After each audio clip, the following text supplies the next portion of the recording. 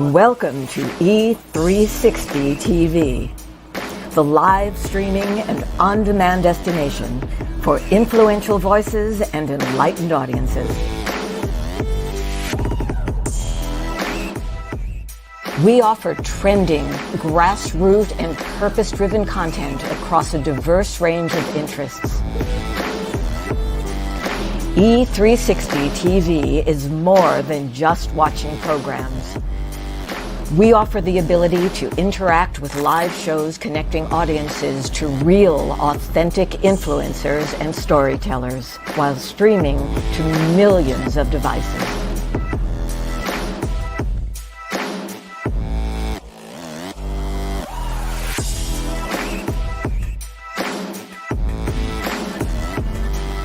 Real experiences.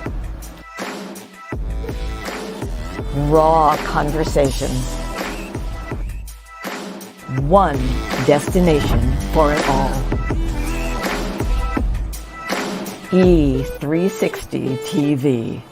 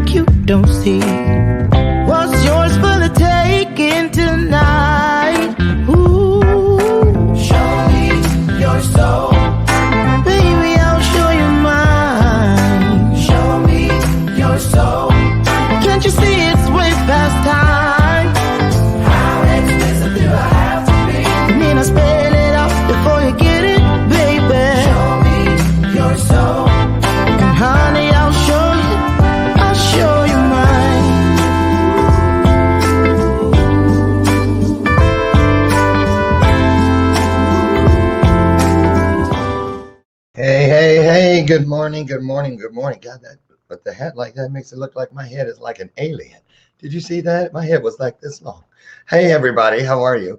Good morning, and welcome to today's installment of Bathrobe Moments. I'm your host, Lauren Michaels Harris, and we want to welcome you into a space that's created for us to show each other our souls. What that means is bear it all, be vulnerable, be accessible, and be of service to each other.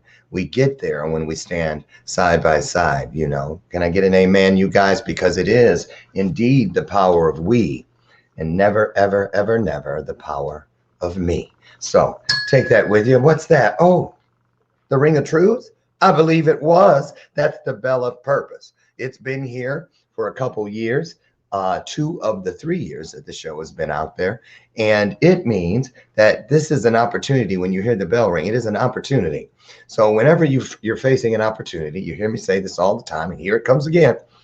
Look at every opportunity, person, place, or thing, from top to bottom, bottom to top, side to side, side to side, corner to corner, and corner to corner. Because when we do that, guess what? What is greater than us now has permission to walk before us, stand beside us, and cover the rear behind us, because as humans, there will always be that one thing that we won't be able to see coming. Again, can I get an amen? There it is. At this point, help me welcome to the show, as always. This is my version of Ed McMahon, my sidekick, my best gal, Miss Lucy McGillicuddy Ricardo. She brought some breakfast blend with her today. And oh my goodness, this morning, I'm at the health club. You know, I get up. Oh, even before I go into that little story. Hallelujah. I got on the scale today for the first time in 30 days because unlike my husband, he's upstairs, who gets on the scale every day. And I tell him, don't do that. It's like watching a pot boil. He doesn't listen. So I went on the scale today after 30 days, and I have lost 19 pounds in a month and a half. Thank you, Jesus. I'm so excited. I was trying to get ready for the masterclass shoot, which was last week. You guys remember that. And then I have a really great magazine cover shoot coming up with celebrity photographer Virginia Hodges. You've seen her here before. Coming up in a month and a half. So, and it's shirtless. 59 and shirtless. If you'd have ever told me, I would have laughed at you. Nonetheless, we're doing it. So pray for me that I get the rest of the way. I want to know how things are in your neck of the woods. How you doing? It's a beautiful day, a little nippy, but the sun is shining inside and out today here in the Chicagoland area. How are things shaping up in your neck of the woods? And I'm so excited today. You guys know how I feel about our youth. You know how important I feel it is. It is, you know, I have my Power of We Symposium, a little cricket, with inner city youth. And you guys know my story. Most of you have seen my Goldcast. If not, Google my name or go to my website, laurenmichaelsharris.com, and check out that video. It talks about when I was one of the kids that you're going to hear about today through our guest. Her name is Sharon. I'm thinking I'm saying this right. CHEMELLO. And she's across the pond. And she is known in circles far and wide as, wait for it, the Teen Whisperer. When I saw that, I was like, get her on the phone.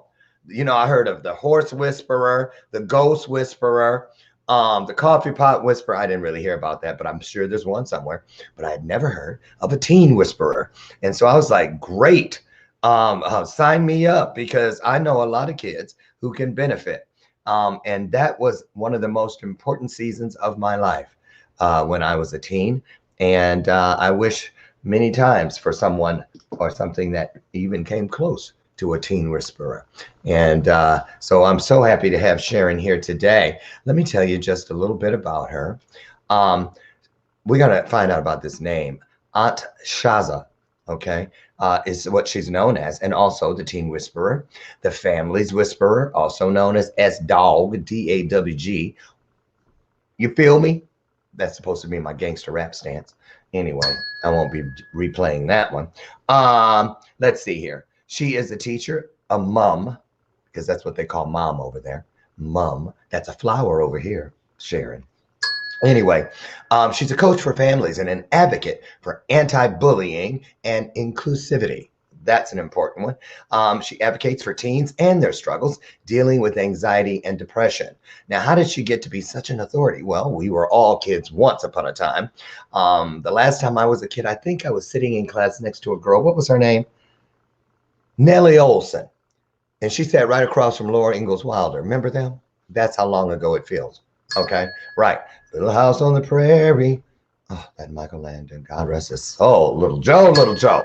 Anyway, Sharon herself, she had a tough childhood, okay, and a tough young adulthood. She suffered or dealt with anxiety and depression. She had rock bottom postnatal depression, postpartum. I want to talk about that. That's a real thing. I saw it in a movie just this past weekend, and I was asking my husband, Brian, who is a psychotherapist, honey, can it really be that bad? He goes, it can be worse. You have no idea, Lauren. So we want to talk about that. And she also went through a tough separation and divorce. She's proud to say she's given up alcohol. Well, I haven't. Gotta have my wine, girl. And she's beaten anxiety and depression. So that in and of itself is more than enough to get in here and let's chop it up. We learn from each other and we share with each other. So you know what we do at this time every morning, Monday through Friday. Pour into this with your heart and your soul. Show us your soul. She's going to show us hers. Sharon, that is. I promise to show you mine. So put your hands together, put your heart into it, and put some hearts on the screen. They're free. Put them on the screen as we welcome to the stage. Here she comes. Auntie Shaza, the Teen Whisperer, Sharon CHEMELLO, and that's just 3 of her 12 names.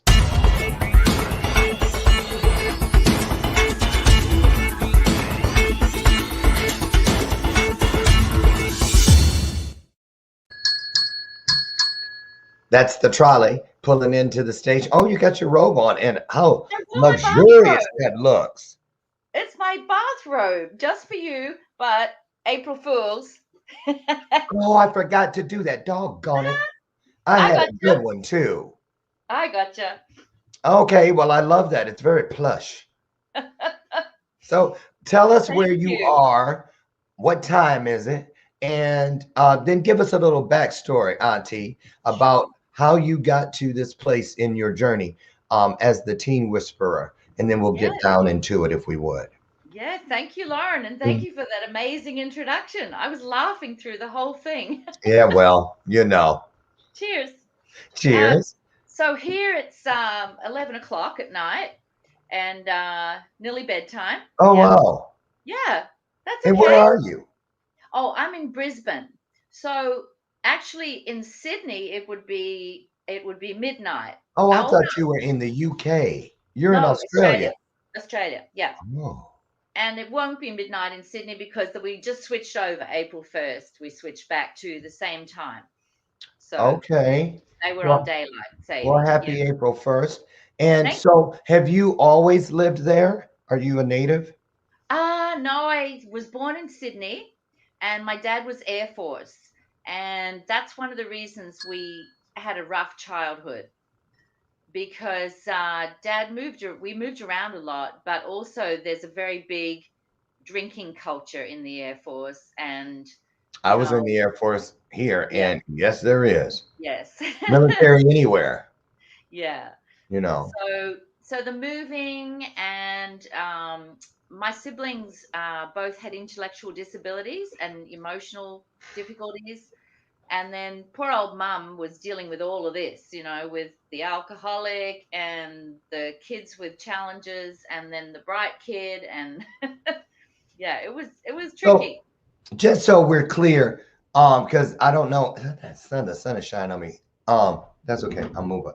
Nice. When you said intellectual difficulties, can you put a face on that? Are we talking dyslexia, ADHD? What exactly was going on in there? Yeah, I'm not really 100% certain. Mum says that Kim, who was a year older, she's gone now, but Mum said that she lacked oxygen at birth. So she was just very slow, Okay. intellectually slow, and physical slowness as well. Okay.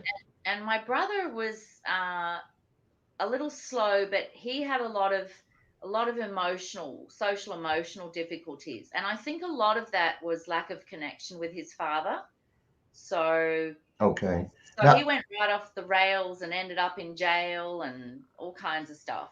hmm, So I'm shocked yes, I didn't run into him. what's that? I'm shocked I didn't run into him.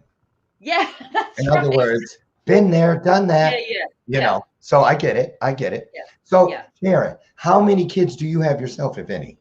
I have two. I have Marco and Lisa. Marco is 24 and he's just finished studying business advertising, marketing. And Lisa is 22 and she is partway through her psychology degree. Okay. So is Yeah. Marco dark haired? Yes, they're both dark. I've never met a Marco that That is, wasn't dark yeah. haired. Have you ever met a blonde Marco? No, that's Me right. It's either. What Italian. is that? It's a Venetian name. It's from Venice. Okay. And my surname is actually, in Italy, it is pronounced CHEMELLO. Okay. CHEMELLO. Camelo. With a Now, glass of vino. now here's another one. Just like I've never met a dark haired Marco. I know, and you guys, this is not a racist comment. Yeah. But I've never met a black Susan. Okay. Think Wow. about Really? it. Do you know any? You know Oh, any no, I black don't. women named Susan? They must be out there. They must be.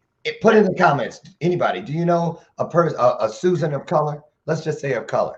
There must. I don't know what it is. I just black mamas go through the black baby book name, baby Yeah. name book, and it's like there's no Susans in there. Oh, That's so okay. funny. So you have Yeah. two beautiful children. Are Yeah. you currently in a relationship? I am. I have a partner now called Frank. Called He's, Frank. yep, Frank. Yep. Okay, Frank. And yeah, Frank's a good man. We've been together for about 3 years. Oh, congratulations. I can Thank tell you. it's wonderful because you're simply glowing. Yeah, I'm So glowing. let's get into it. Now, what's now we were going to bring my nonprofit you heard me mention. We were Yeah. slated to be in Australia this past summer, but This COVID, year. had Yeah. other ideas. But we were going to be there for 14 days, Yeah. from Melbourne to Sydney, Sydney. in Yeah. between there. And I think we were going to hit. Well, Yeah. there's some place. I don't even remember the names. It's still on the website, and we're still coming, but we just got to wait Good. until. And I remember when we were working with Vicky Omafalaji, who is a psychotherapist over there and does a lot in the working with young people over there, and she was telling us and some of the people that were supporting us to get there that there's a lot going on with the teens over there. Oh yeah. That's talk about that. There's a big homeless population. Yeah. There's All a kinds. lot of drugs. Yep. A lot Yeah, of drugs. talk Yeah. about, tell us how, we kind of have our fingers on the pulse of what's going on over here in the States. But what would you say from where you sit is the greatest concern for your youth, your teen population right now? Yeah. Well, I just did quite a few weeks in a high school, just outside of Brisbane here. It's an average kind of population, and there were a lot of kids there with special needs, with autism spectrum, Okay. ADHD, that sort of thing. So it was a slightly different high school, but the anxiety levels are through the roof. Anxiety, I think, when I do surveys in my groups to see what parents need help with, anxiety is the biggest. And obviously, drugs will come into that, abuse will come into that, but anxiety and depression seem to be just through the roof, which is so sad because your teen years should be happy and joyful and, outdoors and, So do you think it's gone up, escalated? Of course, I know the answer already, yeah, but with even more COVID. so because of COVID Oh, yeah, and lack of definitely. socialization and this and Yeah, the other. yeah. So, do your numbers there show that the drug use has increased since COVID? Yep. Yeah, drug use and suicide rate, definitely. Yeah. Oh, Yeah. wow. For So, everybody, for the whole population, right. but teenagers as well. So, yeah. So, what's so different now for our teens than say just 10 years ago, in your opinion? Look, a lot of people won't like this, but I think gaming has a lot to do with it. The Mm, amount of time spent gaming. So, drugs is one issue, but yeah, the gaming it's an addiction in itself. And, there are kids that don't come out to dinner or supper. They're never going to mow a lawn. They're going to leave home without ever having pushed a lawnmower. They some of them don't play a sport. How important is sport to kids to get outdoors and to play in a team? So all this stuff is being lost to online activity, gaming and social media. mm. So, as Auntie, say the name. Auntie Shaza. Shaza, what does that name mean? Well, what happened was our family home became the hub. So not my family of origin. That wasn't a place Right. where I would bring friends much at all. Things were just so difficult and busy. But then when I was raising my family, and I had a little bit more money too, with my husband at the time, and so Your we could. husband?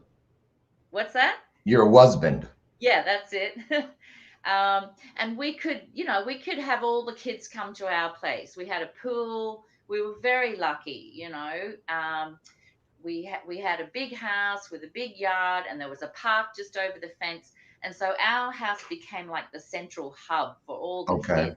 And that's just how I wanted it. And I could throw food and drink at them, and they would stay for days. Right. So, and I loved it. So I became to a lot of those kids Shazza or Auntie Shazza Okay. because it was interesting. Like they'd go to the kitchen to get a glass of water, or they'd go to the bathroom. But on the way through, they'd just say, "Hey, so Auntie Shazza, how's things? And I'd say, good, Matt, how are you? And then next thing he would be telling me all about his breakup or his parents or whatever, and that's actually how I got the S Dog title as well. My son's friends call me S Dog. Okay. So Yeah, that's a wonderful gift to have. it was And lovely. let's start there actually and Yeah, talk about what is it that you think so many of us adults are missing yeah, that either from our own perspective yeah, or whatever it is that is not creating that kind of a bridge between our young people where they feel they can come and talk to us. What is yeah, the main thing that some of us are getting wrong yeah, um, that yeah, is keeping kids at bay where I know one thing I hear when I speak to kids, a lot of them say that they have a lot to say and they want to be heard. yeah, They want to be spoken with, not spoken at. So yeah, what do you say about that? And what are they telling you? Why do you think yeah. you're so good at getting kids to open up to you? Yeah, I agree with that. The speaking to or speaking at or being listened to. How many times do parents stand in the kid's doorway with their arm up on the wall and say, "When are you going to clean up this room? And have you Mm. finished that homework yet?" And great way to start a conversation, mum or dad. Like not. Right? Yeah. So I think the difference is coming from non-judgment. So you know yeah. If Matt comes to me and says, I'm having a bit of trouble with my partner, or my girlfriend, my boyfriend, whatever, or if he says, um, my mum's getting angry because she thinks I'm drinking too much. Like, then I come with no judgment and say, oh, okay, tell me more about that. So, what happened with mum? And yeah, so they can really open up like they would with a peer. So, and not solving it or fixing it for them and saying, well, what you want to do is you want to stop drinking because you're not getting your homework done, and just that stuff can come in time once you build a rapport. I think it's about building that rapport Right. so that they will trust you and come to you again with their next problem. You So know, I agree yeah, 1000% with that. Now, I heard something in a clubhouse room a yeah, couple weeks ago that really resonated with me. There was a guy in there, his name is Baba Todd, and he was talking about his kids. I think he has like 3 or 4 daughters or something. mm, And he was saying that he had just had a conversation with his wife because she was always saying, well, I know what it was like because I was once a young girl too, and da yeah, da da da da. But he said he had to remind her, yeah, the young girl that was you 40 years ago is not living through the same lens as that's our daughters are in 2020, 2021, especially now under COVID. yeah, How important is that for adults to remember that, yeah, yeah, you were 15, you were 16, or so on and so forth, but you were living an entirely different journey in an entirely different time. yeah. How important is that for us to remember? It's not the same. We didn't have cell phones No, when I was that's a kid. right. Yeah, We didn't have all those games. We were playing Miss Pac-Man, exactly. Yeah, you yeah, know? So yeah, talk about the differences in culture and yeah, mindset today and how because I don't know anything about what's going on in the lives of the teens in my family, my nieces and nephews. I couldn't tell you what their likes or dislikes are, what music, who their favorite artist is. We can't watch the Grammys or anything anymore. We could, but we don't because we don't recognize any of the people. We're yeah. so far removed. Our people are, you know, performing at senior citizen homes now. The people we used to Oh, see, come you on. know, well, pretty much, well, you know. Yeah, Um, but my point is, there is this difference in how we live today. So, yeah, what can we do as adults to help bridge that gap yeah, between so we yeah, understand what they're actually dealing with? I don't want to just sit there yeah. and placate and nod and going, what the hell are they talking Mhm. about? Yeah, How that's do you right. do it? How do you do it? Yeah. Okay. So my kids will tell you that maybe I tried too hard at times, but we just did a beautiful interview, which I'll send you sometime. We did 2 interviews called Millennials on the Couch, and I'm going to put them on YouTube because they were so good. So I interviewed I interviewed my son and my daughter and my son's wife in the first one, and then I Okay. interviewed my son and my daughter and his wife and their housemate. And we talked about everything. We talked about gaming and drugs and suicide and sex, and we covered everything. And we have another one to do to finish it off. And my son said, Mum, you were so good at coming in and just sitting down and saying, oh, so what are you playing? And he said, you didn't have a clue, but you would ask the question. So how does this game work? And did you create that armor yourself? And how do you add those pieces? And oh, who's on? And he reminded me that I used to say, who's on? And oh, Ben's on. Hi, Ben. And then he'd say, hi, S Dog. You know, Mm, come into their world, drop into their world instead of coming from that adult, I don't know anything about this game. But the funniest thing was Game of Thrones. My kids would watch Game of Thrones and I would be ironing, love it. while I was ironing. And I'd be saying, so who's that guy? So why did he do that to the king? And they used to go, Mom, shush, just watch. Yeah, right. You'll figure But it out. We'll yeah, explain later. yeah, but they said at least we're trying to come into our world. A lot of parents don't know how to do that.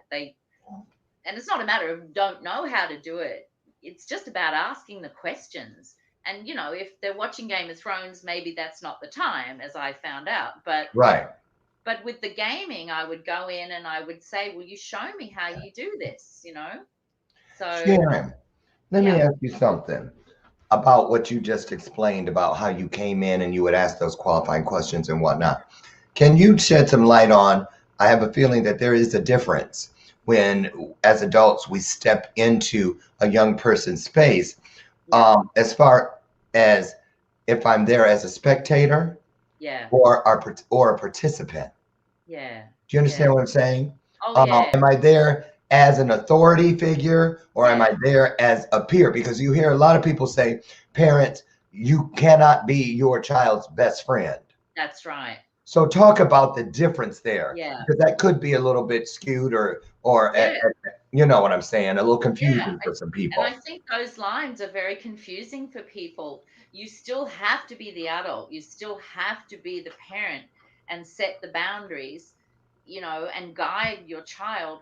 But the difference is, standing in the doorway with the arm up saying, and the first thing you say is, mate, this room needs cleaning up. And when are you going to do those assignments that are up there on your whiteboard? Mm. It's just not conducive to rapport and relationship building.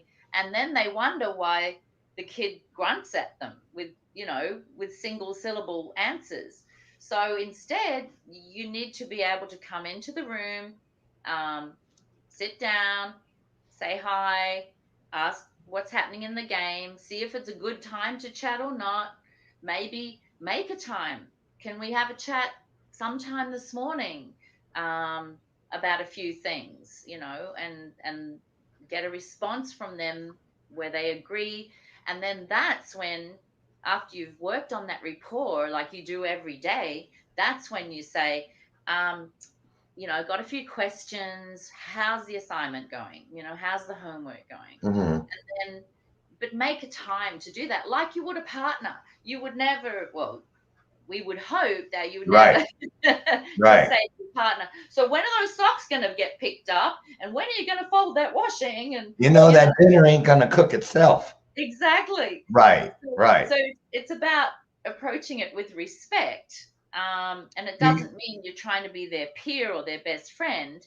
You can still set boundaries, but it's the way you lead into that discussion. that's what I was gonna say. I Yeah, noticed that you start everything with a question. yeah, You frame it with a question, yeah, which gives a person an option yes, of how to answer, yeah, and it shows interest yeah, that you want to know, and you're not there to tell what you know. yeah. There's a That's right. difference. Yeah. Okay, okay. So, And my son even said in that video that we were talking about our chores, how they have chores to do each day, and we talked about how we would do that every day. Very consistent approach with so many chores. And and pretty much the same time every afternoon.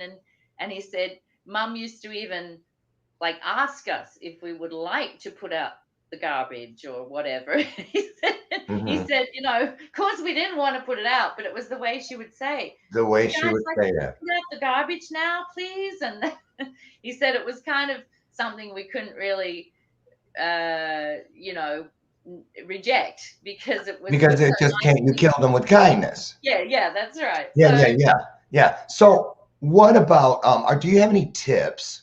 Do you have any mm, tips that the parents or adults that have connections with even neighbor kids or any youth that's in their life? Do you have yeah, any tips on how to when you see some red flags, when you're detecting they're a little bit withdrawn, she or yeah, he is a little bit off. yeah, You know, I guess what I'm asking is, do you have any tips on how to disarm a young person so that they're always at the yeah, defensive, a lot of them, yeah, for whatever reasons. And that first step is the most important because if you're shut down yeah, on that, then you're really going to get nowhere. So what do you use? Do you have any proven techniques that, because I know you work with a lot of families, yeah, and I'm sure a lot of parents contact you, and I bet yes, you every once in a while a kid will contact you. So yes. when you have those kids that the parents come to you for, that you already know, what do you do to start working your way closer and closer to the epicenter of the real issue? Yeah. Well, for me, the first thing I do is take my skateboard with me. Oh, But not, yeah. literally? Yeah, seriously. Yeah, Oh, yeah. all I wish right, I had it girl. here to show you, but it's in the shed. But yeah, that's the first thing I do. And that kind of disarms them straight away. Are you a skater? And I go, well, a little. Let's have a go. But yeah, failing that, because not everybody is a skater. Like the kids that live around here, I just make sure that when they go past, even if I don't know them, I say, "Hi, how you doing?" "Yeah, good." "And you off to high school?" "Yep, yep." "Okay, well, have a good day." And then the next time I see them, we might have a little more conversation, so that I would hope that if I see that kid looking really down one day, I could say, "Are you okay?" So there was a boy in my street at my last house when I lived alone, and I saw him sitting in the gutter a lot. You call it the gutter, the edge of the sidewalk? Okay, sitting on the curb. Yeah, the curb, that's it. Okay, Yeah. So okay. he would be sitting there, and he would be, on his phone and looking pretty miserable. And so the first couple of times I just said, "Hey," and then by about the third time, I just sat on the curb with him, but a couple of meters away. Said, "How you doing?" And he said, "Yeah, not so bad." And I said, "You don't look so cool." And he said, "Oh, yeah, I got a few things happening." And I said, "You want to talk about it?" He said, "Yeah, why not?" But I'd already set up that rapport with him, and then we were able to just sit and talk. And he had all sorts of stuff going on in his life, and then we kept in touch for quite a while. So he had Wow. someone to talk to, because I could see he had no one to talk to. So Exactly. And yeah. that's a great place to segue into what I want to get into. Bye, honey. Yeah. Have a great day. I love you. I'll see you tonight. Okay, bye. Um, Bye. this is one my guest says goodbye. Bye. Bye. So, um, when we come back from a short break, I'd Yeah. love it if you could take us into the world of the kids that you work with, Yeah. currently and past, who don't have an adult there. Yeah. The homeless population we alluded to at the top of the hour, Yeah. kids that are in a system and they Yeah. have workers and adult authority figures, but they don't have that parent, that Yeah. guardian, that person who has their back. I want to talk about the difference in how we help those kids, Yeah. because at least with the kids that the parents that are in the home, there's a roof over their head. We know that Yeah. the fridge has food in it, that Yeah. the drawers have clothes in it. Someone's hopefully trying to make them go to school or do what they need to do. But what Yeah. about those ones who are just wandering out there in a nomad fashion, Yeah. seemingly lost from all directions? I want to talk about that Yeah. when we return, because Sure. It takes a village. It takes a village. And I Yeah. would love to get some insight on what we can do to help eradicate that problem. We'll be back in just a moment with our guest, Sharon Camillo, also known as the Teen Whisperer. When we return, please don't go away and phone a friend. There's still more to come.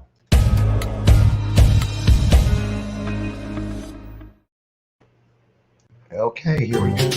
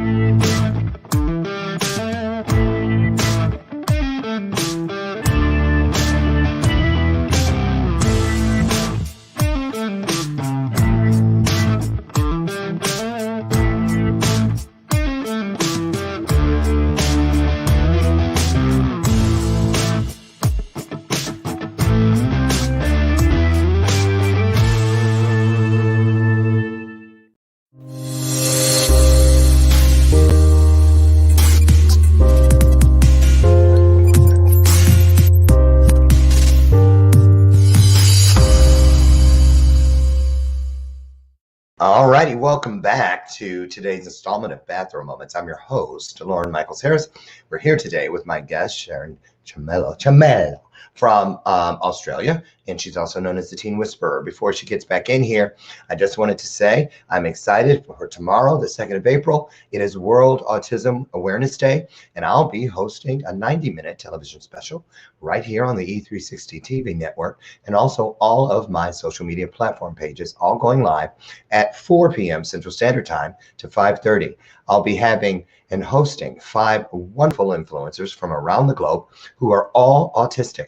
You're going to be shocked at what they have to share with you. So join us, if you would, to learn more about how we can be supportive, how we can become allies, and how we can better understand the plight of what it means to be on the autistic spectrum.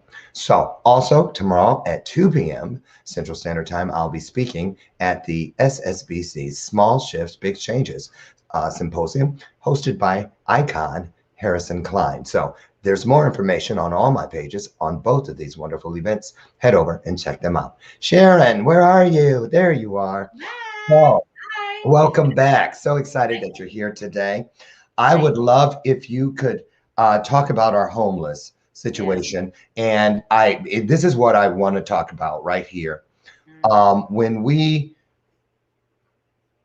no questions, unequivocally know that we're seeing a kid or talking to a kid that is out there, that is on the streets. What should people do? So many now, especially with COVID, oh, don't get within 6 feet. We use it as an excuse. If it weren't for COVID, I'd probably buy them a meal or something. Yeah. But people don't stop being hungry because of this virus. People don't stop hurting because of this virus, because of whatever reason, especially our kids. I would think that more than ever, we need to be doing more than ever. So Yes. talk about that, if you could, about Yeah. what it's like when you're dealing with kids who are just wandering the world with Yeah. no sustainability to speak of. Yeah. What's Sure. that like? Yeah, I think we've lost that village, haven't we? Like years ago, if you lived in if you lived in the small country town, you would know that that kid, comes from that home, and why is he roaming the streets, or why is he drinking or taking drugs or whatever, and you would know who to talk to about that. Maybe he doesn't get along with his parents, but his grandma, or his auntie, or whatever. And we've lost that, but I think we need to find ways to recreate that, because to constantly say, well, this is not my problem, whose problem is it? Like, the system is in place. Obviously, very well about the foster care system. But if kids have left the foster care system or their own home, and they've chosen, to live on the street, who's responsible for that, besides the authorities that come get them or try and coax them into some kind of living arrangement? You know, if more people would at least say, "Are you okay?" Mm. Yeah, we have a big program here called Are You Okay? And we have a special day with a T-shirt and everything, and all the merchandise, and it talks to people about how to ask, "Are you okay?" And if they say no, what do you say next? What is your next question? Can I help? Did you want to talk? Is there someone you would like to speak to? Or, yeah, so I think we need to get involved. I saw a documentary the other night about Seattle, and the homelessness in Seattle. Oh, Just crazy. crazy. Yeah, Girl, let me tell you, I was at a retreat probably about 5 months ago yeah, in Salt Lake City, Utah. yeah, And I went out on a street mission with two girls who have a street yeah, mission, January Riggin and Amber Lee. They took me out with them. They have a needle exchange program and everything. yeah, And I had a backpack that had toiletry yeah, items that you give out. Excuse me. And I was forever changed. I thought I knew because I used to be one of those kids, yeah, yeah, but it's a totally different world now. yeah, yeah. And you see kids that you never, looking at them, you'd never think, No, they don't look like they're on the street. yeah, They don't look like they're addicted to whatever drug, yeah, oxycodone, oxycontin, heroin, fentanyl, whatever. But they are yeah, nonetheless. yeah, And they have a community. They yeah. watch each other's backs. They even had little kits in there in case they're with someone who ODs, how you Mm, can save them and they do this stuff. Right. And I was wow. like, oh my God. Yeah. So let me ask you, have you ever experienced the loss of a kid in one way or another that you were trying to help? And when that happens, or when they disappear and you don't know what happened to them, or they pass away or OD or whatever, I'm sure you've known something like that to happen. What do you do to keep yourself invested in the fight? Because some things you just cannot unsee. You Yeah. cannot unfeel. How do you get through it and Yeah. use it to keep your motivation moving forward, to keep trying to make a difference with these kids? Yeah, well, that's exactly it. I haven't personally lost anyone, but Well, that's um, good. Thank that God. I've that I'm in working with, but I have been involved where we haven't been able to help someone to the degree that they needed, and then the person has been lost, a young person. And yeah, it's so tragic, but that just makes me want to work harder, um, on self-esteem. And bullying is the worst thing at the moment, especially with social media. Like It's things like TikTok and Oh yeah, all of it, Instagram, all all of of it. We had a little girl here, a couple of years ago, Dolly. Her name was Dolly, and she came from the country, and she was 14, and she copped such bad bullying from girls her own age, online mostly, girls from her own school, but mostly online, that she suicided at 14. And she was a smart, good looking kid from a nice family, but they wore her down. So, you know, that just makes me want to work harder, because I think bullying is one of the biggest issues leading to youth suicide. So, that was my next question. yeah, What would you say is the number one reason these kids are offing themselves yeah. and bullying? I think bullying would be, yeah, one of the top reasons. I mean, obviously drugs, um, homelessness, and also even kids that live in their own family home, that are just feeling worthless for whatever reasons. If it's unfortunately, poor parenting, or whatever that leads to that feeling of dismay, where they just feel like their life isn't worth living. Nobody loves me. Excuse me. Those three universal needs that we have, Greg Hmm. Braden, to belong, to be loved, and to be worthy. And if you can't meet those needs in your own home, even, that can lead to those really dark places. But bullying here seems to have a lot to do with it. So Hmm. yeah, Hmm. the kids that, in that sort of really young teenage group, 14, 15, 16, when you find out what led to their suicide, so often bullying is involved. So That's just so sad. It's just really so sad. sad, and you Yeah. can't undo it. There are no do-overs with something No. like that. Sharon, what about what do you have to say about like if we were to meet a kid, they're on the street. A Yeah. lot of people say, well, they automatically think that the need is to help the kid understand how important it is to go back home, Yeah. get off the street. But Yeah. sometimes the situation at home is worse than what they're dealing That's with on the right. street. Yeah. So when you encounter something like that, how important is it, if you're going to do this kind of work, to have some viable resources already ready, Yeah. so that if you get a kid to a point where they're going to entertain change, that you have something? Because I've talked to kids who say, oh, if I'm not out here, they're going to put me in some kind of shelter, and there's bed bugs there. There's more drugs in there than are out here. Yeah. You got to sleep with one eye open. People steal my Yeah. stuff. I've heard it all. And I don't want to go into anything within the system, because it's, you check in, you can't check out. That's right. So what would you do in a situation where you find yourself with a kid who's ready to make a change, but there's no place to get them to help facilitate that change? What then? What do we do then? Yeah, I guess what we have here is a lot of street visits. There are people that, so like you have your mentor system that you're setting up there with your what is it? PO. The Power of We Symposium. Yeah. Yeah, Right. POW, yeah. So yeah, so to have a mentor that checks in on you regularly, I think would be Mm. absolutely vital. Um, and just, to have education for that kid as well about the drugs, but again, you've got to build that rapport first before you can even start to speak to them about drugs. And that's Hmm. where the mentors, if the mentors have come off the drugs or something like that, that's going to be a person that is credible to that kid. So Hmm. yeah, Hmm.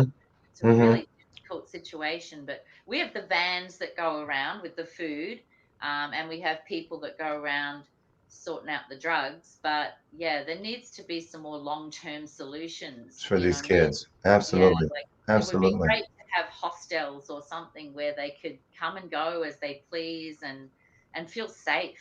And feel safe. There it Yeah, is.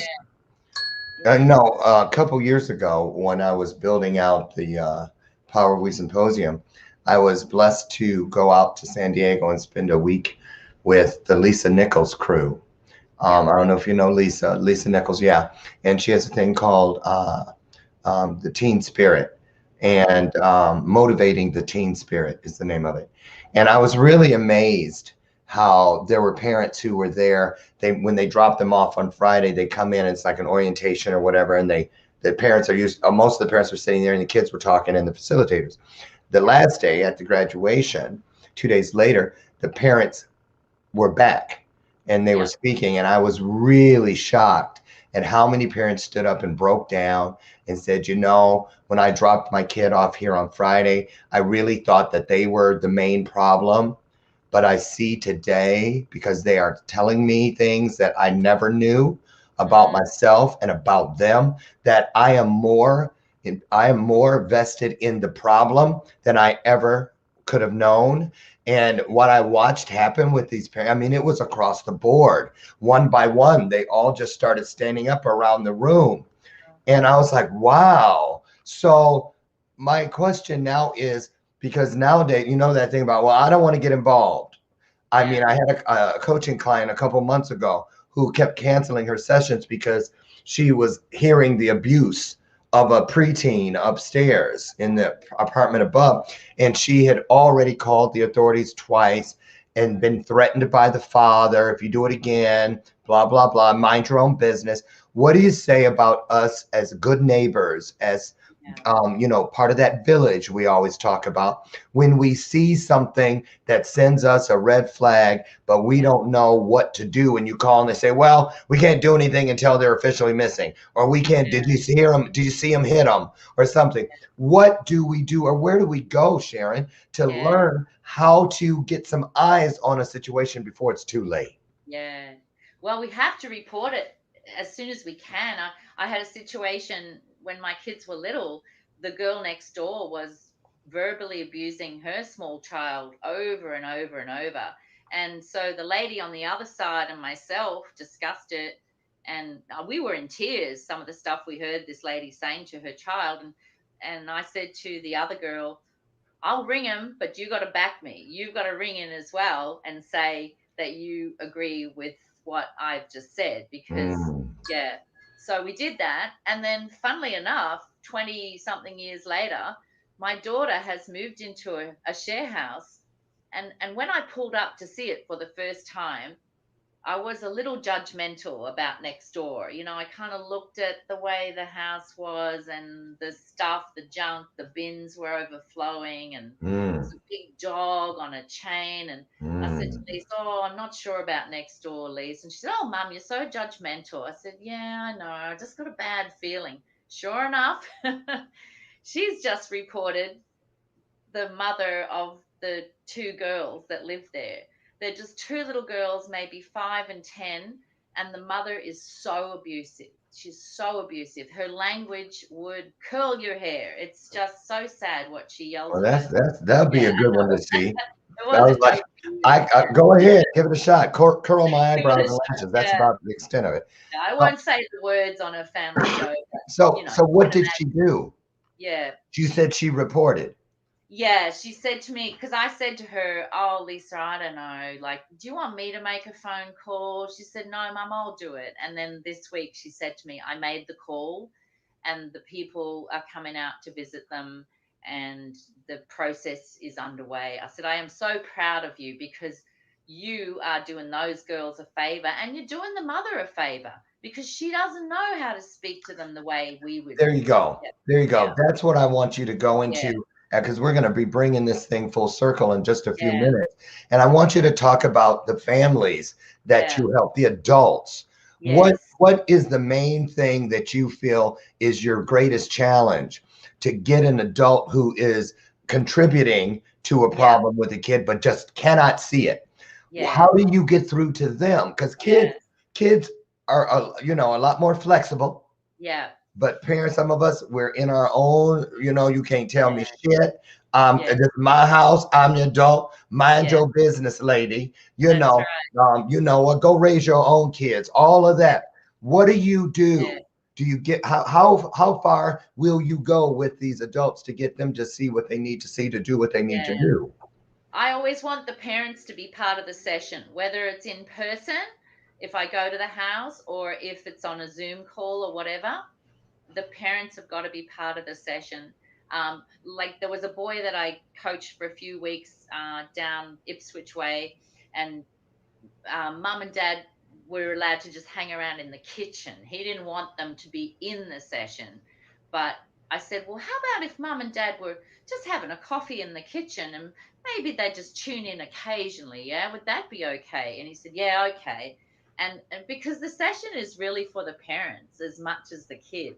Like I had to work with the Good. kid on, yeah, I had to work with the kid on owning his behavior because he was, yelling abusive names at his teachers when he lost control. If he was in trouble, his go-to was always abuse, verbal abuse. So we talked about that and we practiced what could we do instead and how to calm down in that situation, and but also owning, well, were you doing that? Oh yeah, I was. Well, then maybe the teacher was right, but and then it's the way that she handles you and then you handle her. So on and Maybe so forth. yeah. And then mum and dad are listening, and then we start talking about doing some chores around the house and stuff like that. And then mum and dad, well, how could we work that out with mum and dad? So he's got the power to make the decisions, but mum and dad are listening to how we're going to do this. And then you have to have a session with the parents individually too, because Yeah. this particular boy was really struggling with his relationship with his father. So when we realized that, we have a session, we talk to dad, we talk to the kid, and then suddenly we start to reconcile things, the differences. Well, So I'm a firm believer that no matter what happens, uh, within each one of the segments of healing, yeah, a little bit of something is yeah, always going to bode a lot better than a whole lot of nothing. yeah, Acting like it's not there, and then trying to be regretful when it's too late.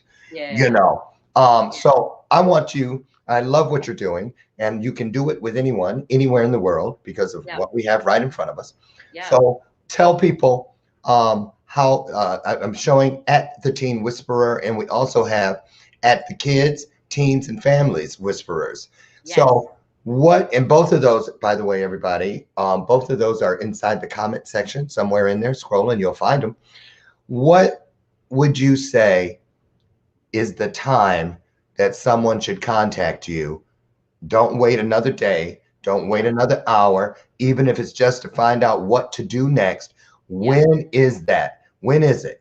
yeah. Before Look, it's too late. I mean, yeah, any time is great, and people can just message me, personally, Sharon CHEMELLO, or they can message through those groups. Sometimes people will put a post in those groups saying, "Hey, my kid is on a particular game, and he is just screaming at the screen all night long, and he won't go to bed. What should I do?" And then people come in and answer, and then I will make contact with that person and say, would you like to have a talk? And then Okay. after that, that can lead to some sessions. So I had a So, family recently that I worked with, all 4 family members. It started with dad with his drinking, and if they ever see this, I know that they won't mind me saying what the issues were, because they have spoken quite a lot publicly about what we did as a team. And that's the first thing that I give the family, is they have to choose a team name. So these guys, oh, yeah, so these guys, they wouldn't mind me saying, bringing them yeah, together. their family name is Benson. There's mum, dad, boy, girl, so, and they are called the Team Benson. And we did a vision board together. And, that was like getting blood from a stone from the boy. He did not want to participate. Right. This is stupid.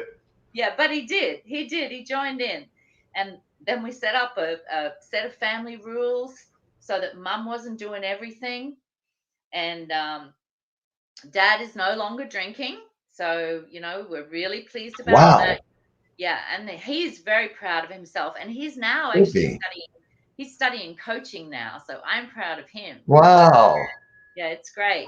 I just Yeah. let me just say this. You are um just a luminary with what you do. Thank I've got a special place in my heart for young people, and I know Yeah. many of us do.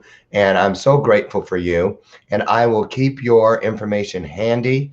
And Thank you. anytime I see anyone, parent, child, Yeah. friend, foe, anybody that I think can use this service, which is a lot of Yeah. people, I'm going to definitely send them your way or find you and send you at them. Thank you. I want to thank you for what you're doing and promise me you'll come back I will. and give us an Love to. update as we move further into the vaccinating and Yeah. out of COVID and back to some semblance of a normal lifestyle, because that's going to take some changing and acclimating for all of us too. And anytime you have anything you think we need to know, we must know about how Yeah. to do better with our kids, I want you to get at us and get back on this show. I'd love to. Thank you. Okay. That. Yes. And thank you. You all out there, don't miss this opportunity. Again, I'm going to throw it on the screen. There it is, at the Teen Whisperer, or at the Kids, Teens, and Families Whisperers. Sharon CHEMELLO, thank you so very much. You guys, it's time. Let's get into our day, shall we? Go out today into the world, and every situation, every person that you encounter is a potential blessing. Remember to be the blessing you'd like to receive in the world. Be the gift that you'd like to receive in the world.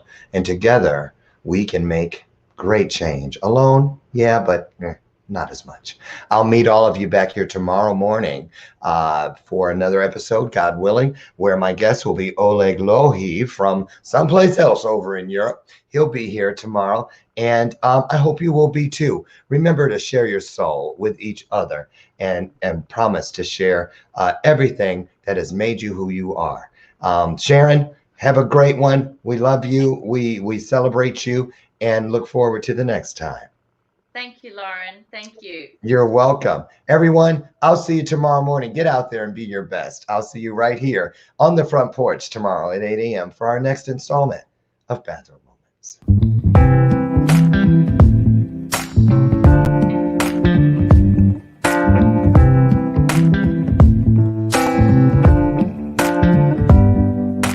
Show me your soul.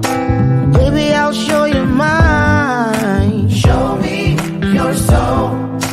Honey, it's way past time. How expensive do I have to be? Need I spell it out before you get it, baby? Show me your soul. And honey, I'll show you mine.